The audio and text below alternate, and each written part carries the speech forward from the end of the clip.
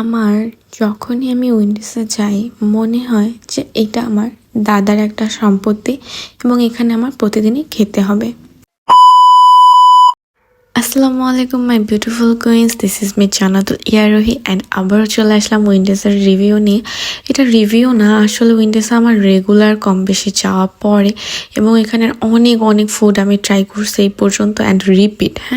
তো মাঝে মাঝে আমার কাছে মনে হয় যেটা আমার খুব পারিবারিক কোনো একটা সম্পত্তি, যে এখানে আমার রেগুলার যেতে হবে এবং রেগুলার আমার খেতে হবে। তো এটা হলো কথা, এর জন্য ভয়েস ওভার প্রথমে তোমাদেরকে ইন্ট্রোটা এমন দিয়েছি।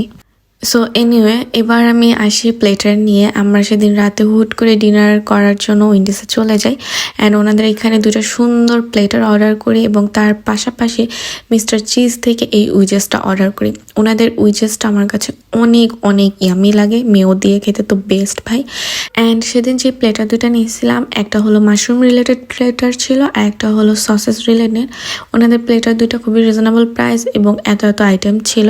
আমার প্রাইসটা ঠিক মনে নেই, সেক্ষেত্রে আমার গত ভিডিওতে হলো ওনাদের প্রাইস লিস্ট অলরেডি দেওয়া আছে।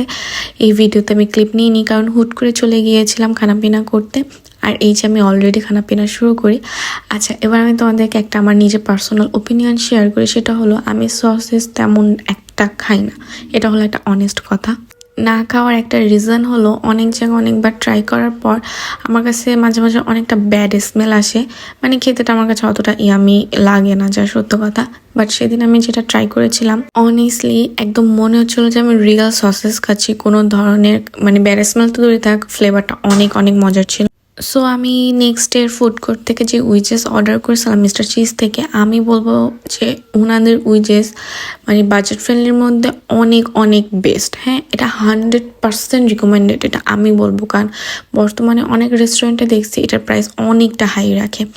আর তোমাদের সাথে আমি একটা আমার পার্সোনাল ইটা শেয়ার করি। সেটা হলো আমি উইজেস দিয়ে দেন রাইস মিক্সড করে যে কোনো কিছু মিক্স করে খাই। তোমরা যদি না খাও কখনো ট্রাই করে দেখো, তোমাদের কাছে কেমন লেগেছে আমার কাছে জানাবা। যারা ট্রাই করেছো তাদের কাছেও কেমন লাগে এটা আমাকে জানাবা। সো আমি আমার মতো খানাপিনা করে নিচ্ছিলাম অ্যান্ড খানাপিনা করতে করতে আমি ভিডিও শর্ট সেরকম সেদিন নিই নাই।